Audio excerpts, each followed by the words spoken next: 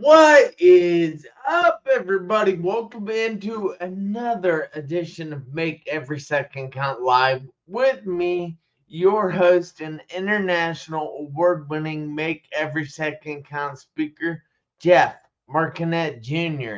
Now, I don't get. Oh, all right. I'm live on LinkedIn all of a sudden. I wasn't a few minutes ago. I don't get that, but. Oh well, I'm here now.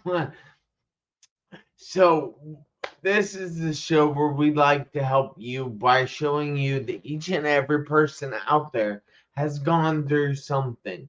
Now, those people might have been in a car wreck like me, might have spent time in a coma, might have spent time in the hospital.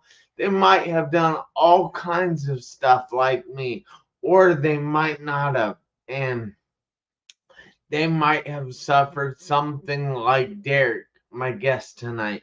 But I am very proud of Derek. He is sharing his story for the first time with the public tonight. And that takes some true bravery. But I ask you guys if you would please, please, please share this video out. Invite all kinds of people to watch us. And don't forget to give us all kinds of comments. We'd like having a conversation with you guys. But with no further ado, I would like to bring to the stage Mr. Derek. Hey Hey, Jeff, how you Derek. doing? Hi How are Jeff, you this evening? I'm great, thank you. Thanks for That having me is on. what I'm sorry. I said thanks for having me on. I appreciate it. Not a problem. And I definitely appreciate you because you said tonight is the first time you've ever shared your story publicly. And I'm just like, wow. And he's doing it on my show. I feel quite honored to have you on here. So I have to ask, Derek, can you tell us a little bit about yourself, like who you are, how you pronounce your name, where you're from, and what you do? Yeah, so my name's Derek Windle, and I'm from Troy. I currently live in Piqua, so we're pretty close to each other. Um, I'm married. My wife is Amanda. We have two kids. Nolan 7, Mackenzie is 5. Two dogs, Luther and Nordy. Two cats, Minnie and Daisy, and we have some chickens. Um, I'm a full-time realtor, going on 7 years now. Partnered with my wife, so she's also a realtor. We're going on 3 years of that. And we're a husband and wife team, real estate team with the #1 brokerage in Miami County, Keller Williams Hometown Realty. That is awesome. I I know where you guys are located, right there on the square downtown Pickwood, right? Yeah, well, that's one of our locations. We're actually in the out of the Troy office, but yeah, Well, we do have all one right. right downtown. All right, cool. Well, that's pretty awesome, man. So I have to say that a lot of people post only the highlights on social media, and they post the good things that are going on in their life, but they don't post the things that they are going through, the struggles that they are having, the adversity that they're facing. And I happen to know personally that there are things that you have to grow through. Now, I don't say go through because I think there's some lesson that we have to learn when we're going through something that teaches us to grow through it instead of go through it. So, has there been anything that you have had to grow through, Derek? Yeah, so that's kind of why I reached out because I told you that I followed you on Facebook for a while now, and I don't remember how we got connected in that way, but I know that you were in a car accident also, and that car accident, just like it was for me, was life changing for you, and so it really starts in 2020. Um, and I had some struggles with with drugs, and I got addicted to opiates, and then struggled through that for a year. And then September of 2021, I got off of all those, and then a little over 2 months later, November 17th of 2021, I was in a car accident and was out in the country, out by Quincy, and I missed a 15-mile-per-hour curve. Was on the phone with my wife, jumped the road, and smashed right into a house. And I wasn't wearing my seatbelt. I was going about 55, 60 miles per hour. And as soon as I hit, all my airbags went off, and then my sunroof was open, so all the wind is blowing, and then I see all the dust and the smoke from the airbags, and then I tried to move, and then I couldn't move, and so then I thought my car was on fire, and take your time. I had my neck was down like this. I couldn't move in that way, and so then I saw blood drip down, and I didn't know where the blood was dripping. So on the second drip, it kind of like, I don't know if my brain just shut itself down. I never lost consciousness. And then there was this couple that I've become friends with, and they were driving by, and they saw me, and they were nice enough to stop. And then I told them, I just kept saying my hands, because my hands were instantly numb, or they had that nerve sensation. And so from that point, it's kind of blurry, but they were able to call the EMS, and the EMS was able to get there very quickly. They got me out of the car. I was taken to the hospital in Sydney. They did a CAT scan, and I didn't know it at the time until a bigger hospital where they could do, surgery, because I was going to need surgery. So I fractured my C1 and my C2. Wow. And then I dislodged my C5 and C6, and it pinched my spinal cord. And I just remember being in the first hospital, and my wife's standing there, and I'm just holding my hand, my left hand, and she was crying, and she was like, everything's going to be all right. And I told her everything's going to be okay. And I didn't know at the time that I couldn't move my left side, and I told her, I thought I squeezed her hand, and I said, "Do you feel that?" And then she cried, because I wasn't squeezing. My mind thought that I was squeezing, but I definitely wasn't squeezing. So then I got transferred to the hospital, and then when I went to the hospital, then they did an MRI and realized that the 5 and 6 were pinching my spinal cord, which was paralyzing me on the left side. So I was admitted into the hospital and had to have surgery the following day. And they went through here and took out some of my vertebrae and put in a donor vertebrae. And I still couldn't move my left side. And, the nerve pain was so bad that I couldn't have the sheet on my hand, because it just burnt. But 3 days later, I took a few steps, and then I was released from the hospital the day before Thanksgiving. Wow. So I was only in there for 6 days. That's crazy.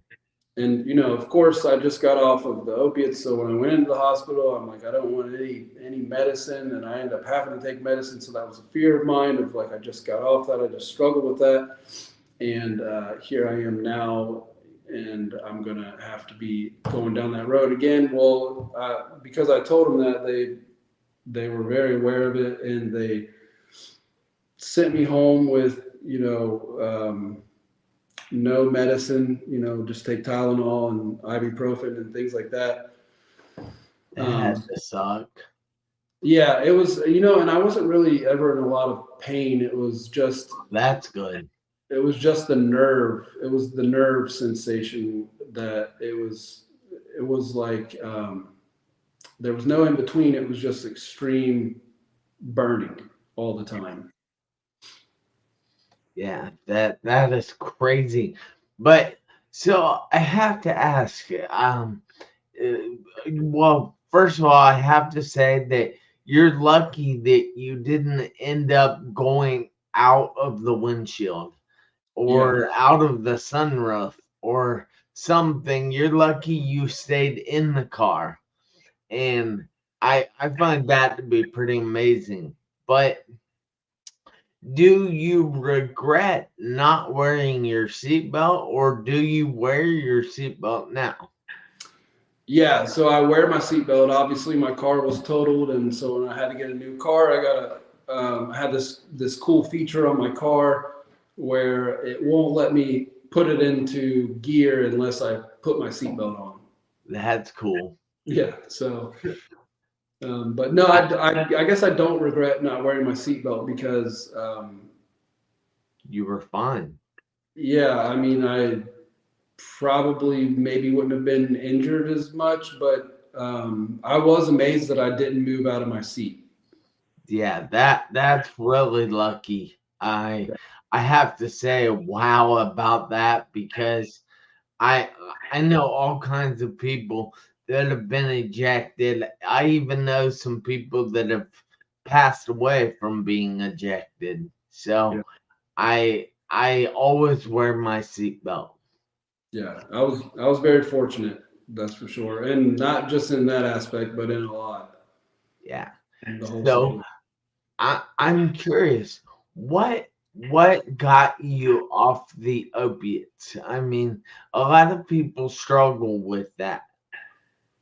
Yeah, well, so I right after, I mean, it wasn't long after I started taking them that I realized that I was physically addicted, and that's the not only is it mentally hard, but it's the physical aspect of it. The withdrawals and things like that. And so my career was going well, and everything was going well in my life, and so I hated the fact that I was tied to that I had to, in order to function every day. And so I just had tried and tried, and then I met up with a guy, and he was kind of coaching me.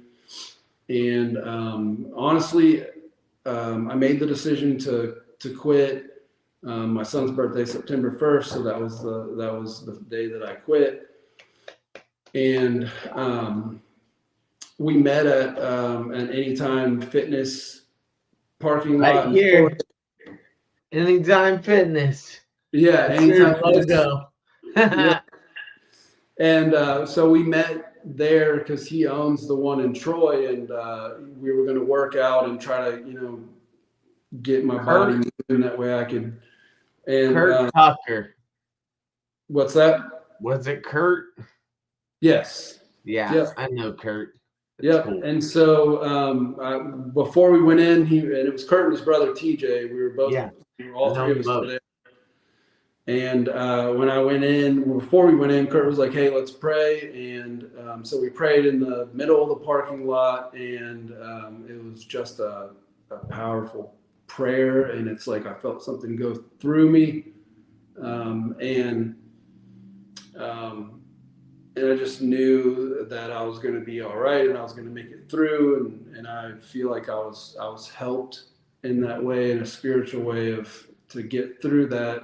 Um, because it was I couldn't do it on my own, and I had tried and tried, and but it was that moment that I think just really helped me to get over that, and to push forward, and then having the support of somebody else to reach out to and say, hey, this is what I'm dealing with, and somebody to give you a different perspective. That is amazing that you were able to kick it. And just, do you find the power of prayer is something that helped? Oh yeah, 100%. More than anything else. Yeah. Um, More than anything else, for sure. Are you an extremely faithful person? I mean, do you go to church? Do you? How is it with you? Yeah, I do go to church, and I am faithful. I'm not always the best at it, but I know that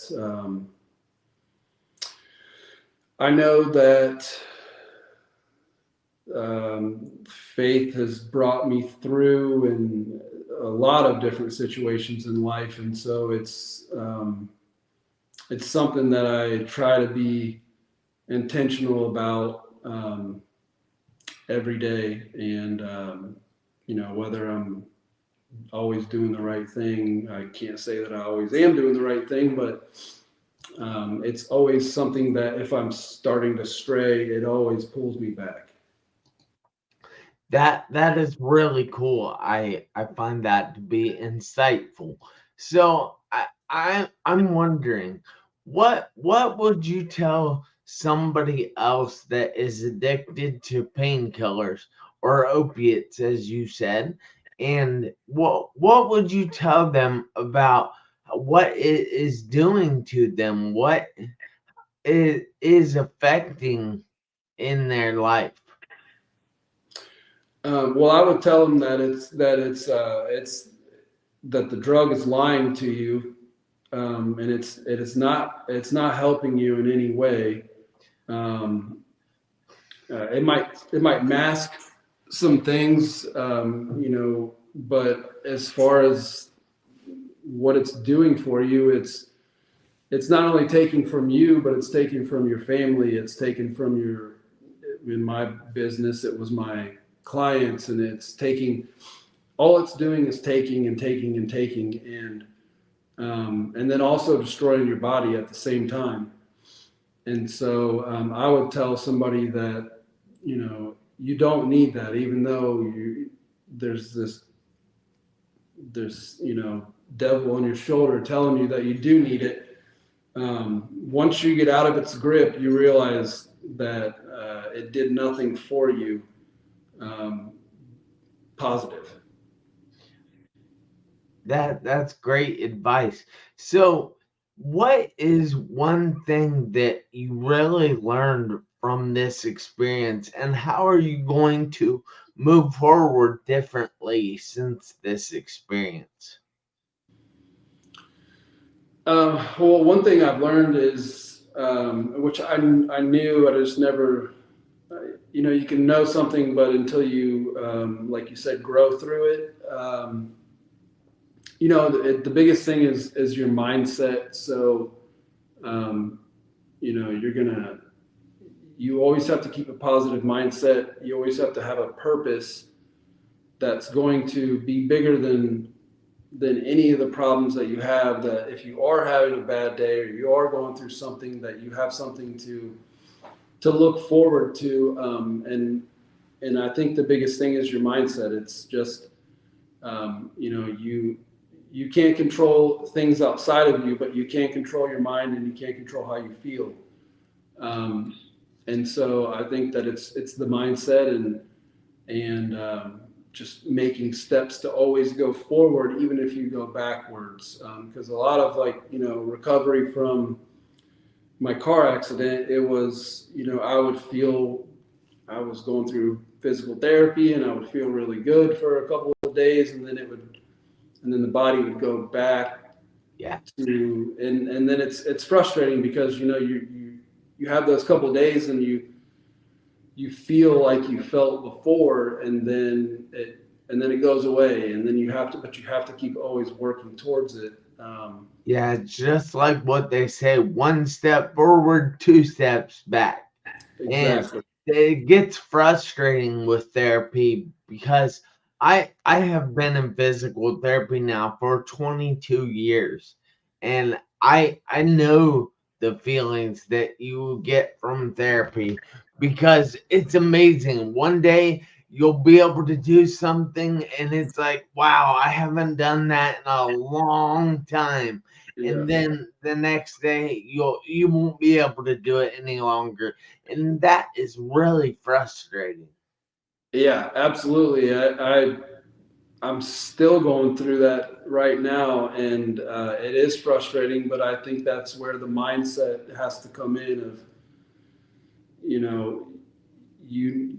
I always believed that I was going to fully recover. I don't know what the timeline of that is, but I always believed that I was from the basically the moment of the accident, from when I got to the hospital. I always believed that I was going to fully recover. I didn't know what that looked like or what timeline that was. Um, but I think that's where the mindset, and then I think faith comes in, because you have to. I think you have to rely on some things outside of you that are going to help you, and I think that um, God did not take me that day, and so I am grateful every day that I'm here, because I have a lot to live for. I have kids, I have a wife, I have family, friends, business.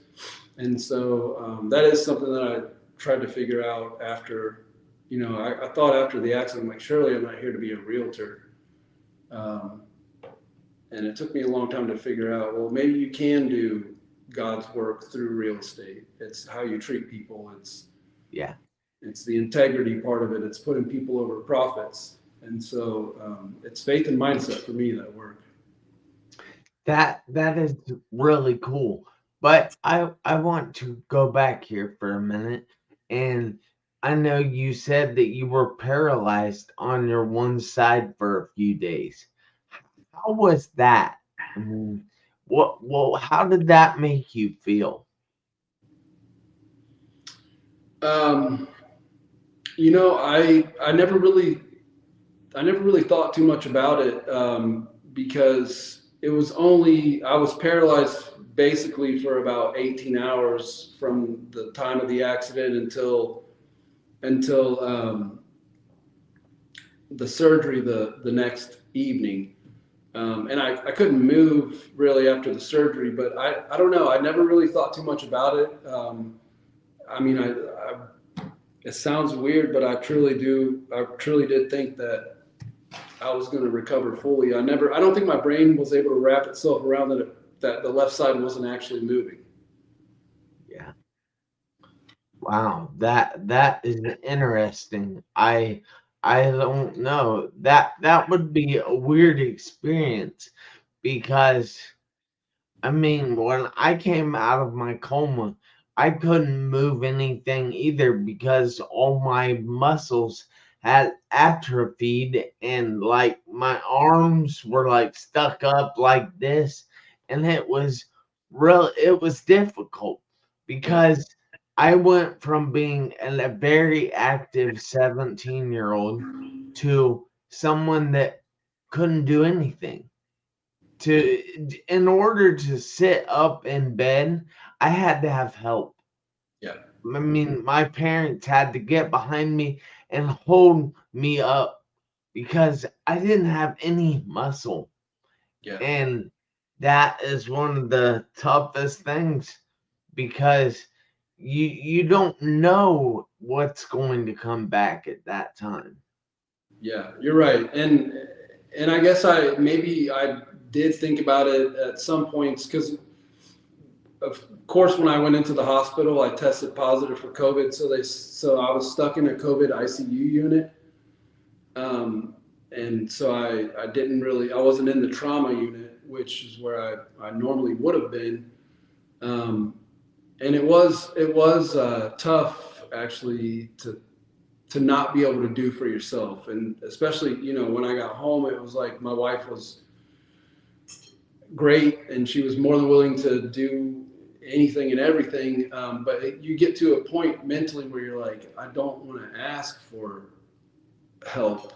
because then you feel like you're a burden on people, and so then you try to do everything on your own, but you physically can't. Um, and Yeah. that was tough. I guess that was probably. I would try not to dwell on those kind of things, and I wouldn't think too long about it because I just Yeah, know. well, I understand that too. You can't dwell on things, especially the negative things. You only you shouldn't dwell on anything really, but especially the negative things. Yeah, You should look for what you can do instead of what you can't do. I believe that totally. I believe that for sure. That's definitely what's helped me, and I think it sounds like that's what's helped you also. Is just okay. What can I do? Yeah. Dude, I have to say right now, Derek, great job kicking your habit. Great job just recovering. Great job with everything you have done since. You're really doing great work. And the way you came on here and told your story for the first time ever in public, that takes strength. That shows that you are wanting to help. And I find that to be amazing right there. So I thank you so much for coming on here tonight. I I just I thank you. Yeah. And I know people out there thank you as well. We have a few comments here that said Ben Bruce says hello everyone from Lagos, Nigeria. So it's like 1:30 in the morning over there, and he's still watching, and I have to give him props for that. So you're doing great work, Derek. And then we have Brenda Ringwood, who's watching us from Kansas somewhere. I forget where exactly. Oh, Leavenworth, Kansas. And then we have Heather Davis, who's watching us from Overland Park, Kansas. Thank you guys so much for watching. And then Heather said, Faith has gotten me through everything. So I think she can relate to what you were saying. And then she also says, way to be brave, Derek. Thanks, Heather. Yeah, and thank you guys so much for watching. But we have unfortunately ran out of time here. But what we want to say thank you again to Derek, and I just want to say thank you to everybody out there. But you, Derek, and everybody out there need to do me a favor this week, next week, and for the rest of your life. You need to make every second count. Why? Because you never know when your seconds are going to run out on your one life. I'll see you guys back here next Tuesday, 7 p.m. Eastern Time. And until then, make every second count. Thank you, Derek. Thank you. Have a great night. You too. Thanks, Jeff.